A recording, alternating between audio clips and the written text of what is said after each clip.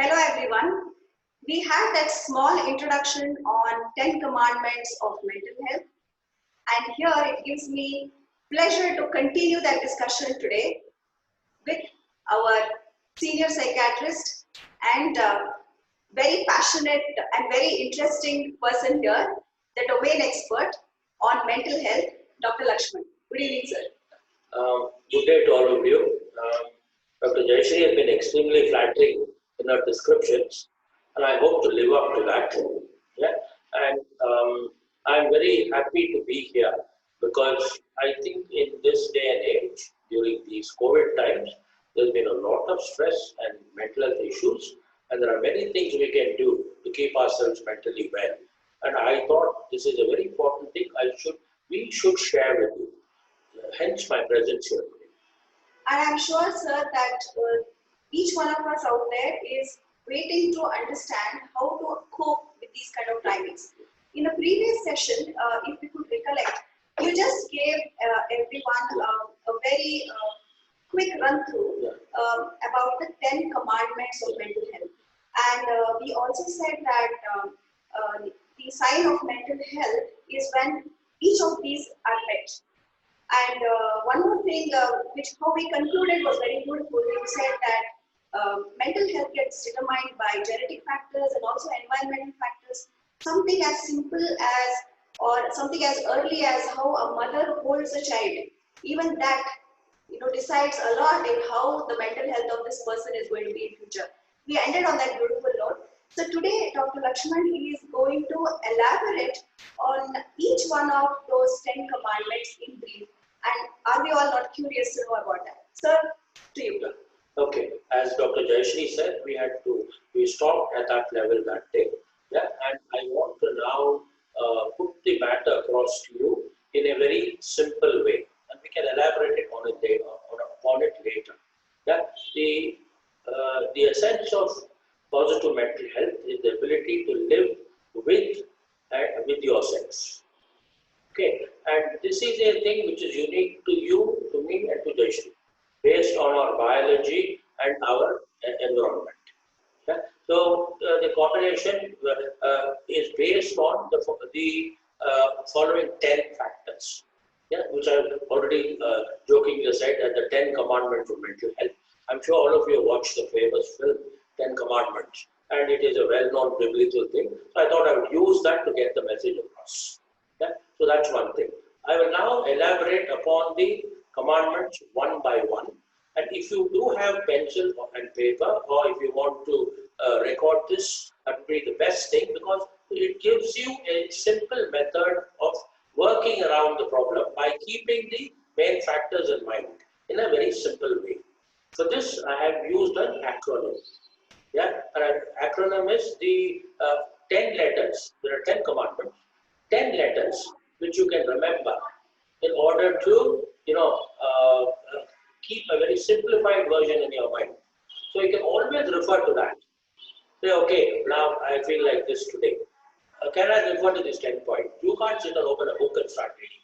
If you have this with you in your own mind, it will be easier. Yeah. In many areas, I'm regarded as a very fancy foreign doctor. I'm neither fancy nor foreign. Yeah. I was born and bred in Bangalore.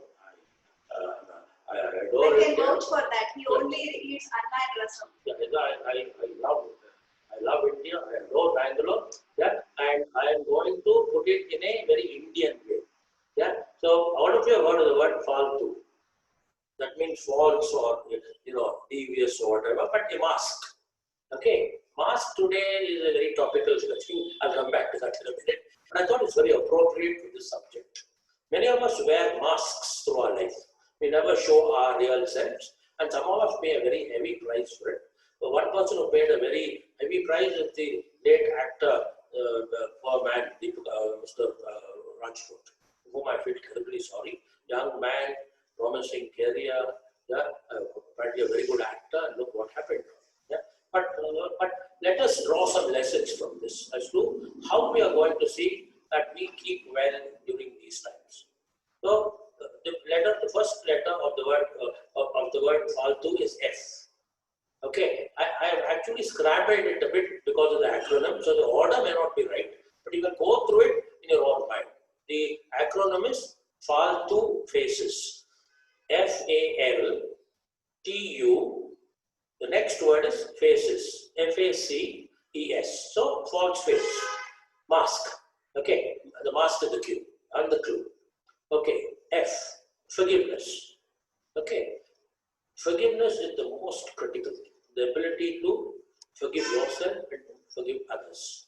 I will give you two examples of which both of you are aware. One is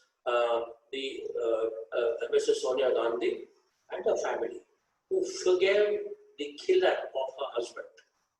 This is not an easy thing to do, but it is part of Christian tenet, and she actually did it because you have to do this in order to bring closure. One example. The second example is, many of you are aware of what happened to Graham Staines in Orissa. He was murdered. His wife Gladys Staines did the same thing. She also forgave her killer. And that will bring you closure, because whatever has happened, the person concerned has gone. He won't come back. And you have to still live a life without this person, and you have to live a life within yourself and by yourself. And everybody goes through things like this, very bad things. How we got to live with it? So the first one is forgiveness. Okay? A. Attachment. A lot of your life depends on the quality of your attachments. I'm going to give you a very personal example which might embarrass Jayashree, but it doesn't matter. Yeah, Jayashree and I met accidentally in the same hospital because I was looking for an ophthalmologist to do surgeries on my patients. And luckily, of the two, she was the only one available. Other one was not there. I was spoken to her otherwise. So I called Jayashree and we hit it off immediately. And I referred the patients to her. And since then, we've had a very good relationship based on the patient care. Yeah.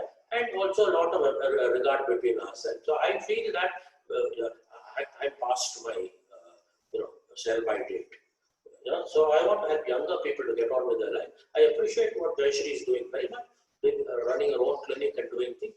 That's another reason for my presence today. So it is the reason attachment has brought me here. If it were not for the attachment, maybe not. I don't know. But I believe very firmly in public service because I have gained a lot from this country. It's impact time for me. 3. The lived experience. Yeah, this is the most critical thing.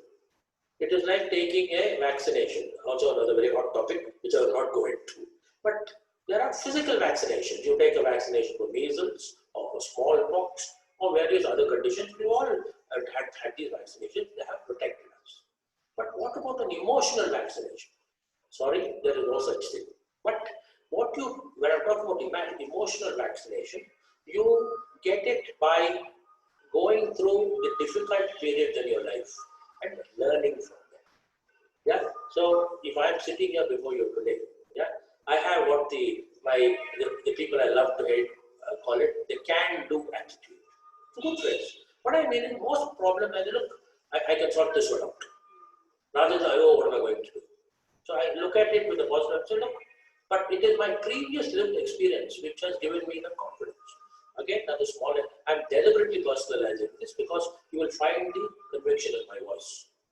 In 1979, I was a proper Indian bakra. I was a doctor, I used to go and study as a good boy, and I decided to go to England because I couldn't get a seat. So I landed in England with the princely amount of 250 pounds in my pocket, but that's what the Indian government would give you. And fortunately, I passed the exam. Passing the exam was the easy bit. Living there was difficult. The English should read overproduced doctors. And this bakra who never left Bangalore. I was born and bred in Bangalore, and I'm a graduate of St. John's Medical College. I never left Bangalore. I was living with my one of a family of 5 children and the only son. For 6 to 8 months, I toured England, working temporary jobs from place to place, a week here, a month there, in order to survive till I got a proper job. And also to pay the fees for the American exam 6 months later. I didn't have the money. That is what has really made me what I am today. I had to live and survive by myself. My parents were not there. Nobody was there. My friends were there, but they are my age group. They are going through their own problems. They can render some support, but when it boils down to the crunch, it's my problem. And I've solved that problem.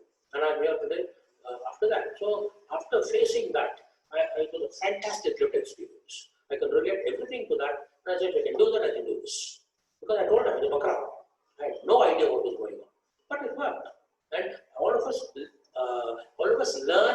lived experience, and usually negative ones.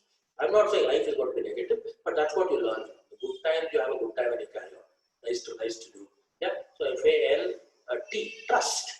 Okay. Now, trust is a very difficult topic, but ultimately, without trust, there is no life, and without trusting anybody, there is no life. If I did not trust Jayashree, I would not be here. If I did not trust my wife, I would not be very happy in my marriage. But trust is not the thing which just appears on the horizon. It's a two-way street. Both parties have to work at it and to build it. And sometimes the price of trusting is losing trust. Yeah, but you have to do it again. You have to give them another chance. Get back there. Yeah, it's not easy, but it has to be done.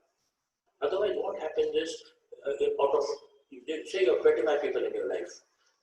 If you have no trust for anybody, life becomes impossible. At least out of that 15 people, you should trust absolutely. 10 maybe one way or the other. So there should be enough people who make a trust to fall back on. Jayashree, a very good friend, passed away.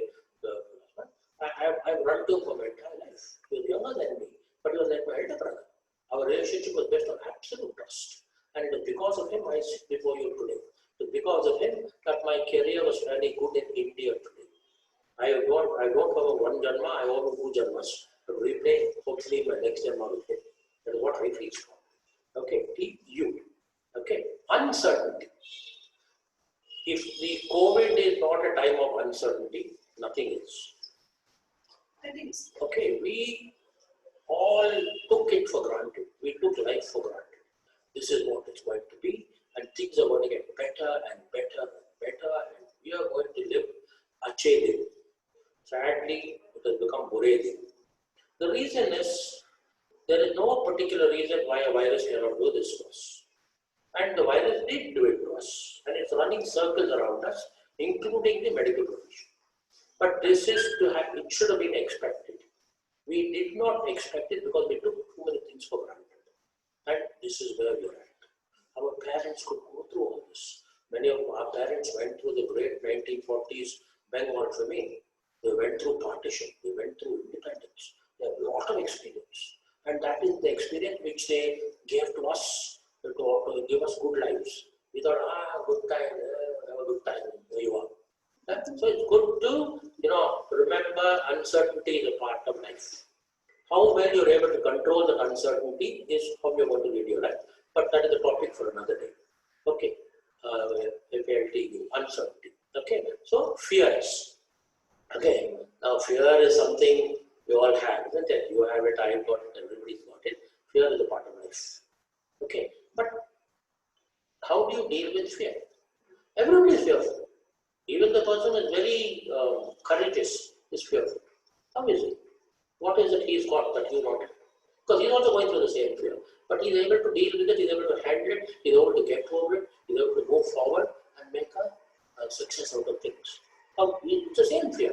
How is he handling it? We need to learn something about that. One of the things is what is known as fantasy, where you creatively imagine and visualize possibilities. I have a creative instinct. Suddenly in 2015, I closed my centers and my clinic and everything because I was burning out. I was not looking forward to working there. I had a feeling that I was in my early 60s. I said I had time to bail out, which I did very highly successfully. But the problem was I had 80 patients at that time who begged me, not the patient there, caregivers saying, kindly open another center, we have no place to go. So I had to intervene, but I did not want to invest my own money because that was my pension. No, so I don't want to invest my pension anymore. So it became a problem, and I was not getting any ideas. So one Sunday morning, I just shut myself in my bedroom, switched off everything, mobile, everything, no nothing, told my wife, I shall not be disturbed. Sitting there, reading things, doing the crossword, having coffee, tea, complete time out. Complete. I've done this before, by the way. And suddenly, 2 hours later, I got an idea. It was an old idea which had not worked. I refurbished the idea, contacted the person who gave me the idea, explained it to him. He was middleman. He contacted the other party, and within 2 months, the whole thing worked. But what I did was, I let my mind roam free. It was going here, there, everywhere. I was putting things together, and suddenly the whole thing formed. because you have to allow the mind to roam free, to wander free, to be receptive to any and every idea, sometimes even a crazy one. Okay. Otherwise, what happens is that you go down the conventional way, you may not get a creative idea. In order to be creative, you have to think out of the box. Again, a phrase which I dislike. Yeah? But what it means is that you have to think outside your normal parameters. That is what is meant by creativity. Otherwise, you're doing the same thing in the same way. This is another example. So, let's fear. Yeah? Emotions. Hi, how are you? Superficial emotions, deep emotions. The loss of a loved one. Yeah? Somebody close to you is dead. Sit and to see me today, I'm sure I sound fairly confident, but my friend died 6 weeks ago. I'm still having doubt. I'm a doctor. I'm not Superman. I'm a doctor. This is my very best friend. I owe everything to him. I owe my career, my everything to him. So I lost him. He's gone forever. That is the, even now I cannot accept it. I suddenly said I should call him. I got he got there. I'm going through my own grief. But I know that I have to go through this. It is a deeply felt emotion. If I do not go through this, I'm going to be damaged. Okay, I have to go through this and come out of it to the other end. But I have to go through it. There is no choice. You cannot hide from your emotions. That is like trying to ditch your own shadow, and you do that only at your own cost. Okay, so I'll give you a small example, that's all, because I don't want to elaborate too much. The main facts. So, A, yeah, affiliation. Again, I'm going back to my friend. He was a highly intelligent man. I think his IQ was 140. You can imagine. Yeah, a brilliant doctor, one of the best cardiologists in India, everything. So it was a great problem keeping up with him. To have an argument with me, you have to be very, very careful with your facts. And within 3 minutes you destroy both the argument with absolute clarity and logic. But we got on very well because what he would do with logic, I would do with emotion and fantasy. So we learned to use the strengths in each other, and we greatly appreciated each other because of that, because we work from different strengths. And he used to enjoy what I said, and of course I used to listen avidly to whatever he said because the logic was all worked out. Okay, and I'll give you a small example. I'm a doctor, I know nothing about business. The discussion about my center went on for 2 years. Then I said, Lakshman, either you decide or let's stop this. He said, what is it you want? I said, I'm a married man with 2 children. The project flops, what do I do? I have to go back to England to earn the money. The cost is so much. You have to give me that money. He said, fine. So as soon as he said that, I opened my center. So creative idea, good backup. I never asked for the money. Good office, I managed quite well. But the support is critical. Here is this guy who wants to support me. Please continue, The sir. last one. Okay. Okay. Yeah. Now, attachment and so on. Change. That again, if the virus has not changed you, nothing has changed. That during the lockdown 1, many people used to call me, I am bored, I am fed up. My wife and I were living happily at home because I can live very comfortably and very happily with myself. I have no problems. Yeah. In fact, I'm finding problems now because everything is well on the surface. People are running around, moving around. But my outpatient practice has dropped to 80%. And frequently I wake up in the morning to nothing. Everything looks normal on the surface, but there's nothing. As a result, my hygiene and things is starting to slacken. I tell my wife, what happens that I do all these things? So you see, we all have various problems, but we have to sort it out. That's because you can imagine, I've gone to work for 45 years now. Suddenly, everything is okay, there is no work. So what do? So I have to be innovative, I have to scramble, I have to do things, but I still have to stay in control and keep my life orderly. I cannot let my mask slip as far as my daily activities and things are concerned. Because that is what your daily schedule is, the basic schedule for your whole life. You have that, you have everything. If you don't, you don't. Many people who lose the daily schedule lose everything. They don't brush their teeth, they don't have a bath, they don't wear proper clothes, all these things happen. It's not a good thing. So the schedule, it protects you, get the next step over. So you have some control. Okay, so we come to okay. The other thing is, S, self-esteem. Okay, now this is another much researched, much talked about subject. Yeah? How do you have this self-esteem? Some people have it, some people don't. How do some people have it? Again, the self-esteem is the product of your lived experience. One. Two, it is working to your strengths, but knowing what your limitations. Frequently, people don't know that, and that is part of you improving them. I'm very good at dreaming of projects. I'm very bad at carrying them out. I get bored with the routine, do that, do this, the bits and bobs. I don't like doing it. I know what my strengths are. I hand over the other things as well as you do that, I will supervise. But I'm not good at it. I get bored easily. I'm a creature of the imagination, so I get bored very easily. So everybody's got weaknesses. Nobody is without weaknesses, but life will have to overcome those weaknesses. Yeah? And I have managed to do this by being well aware of my weaknesses, emotionally aware, and doing other things. Okay, I'll give you a very simple example. Ever since the virus, I've decided consciously in my own mind, two things. Not to bear any resentments from the past. I'm a human being, many people have hurt me. So I've decided to put all that to one side and say it's over. I might be dead tomorrow, the virus could get me.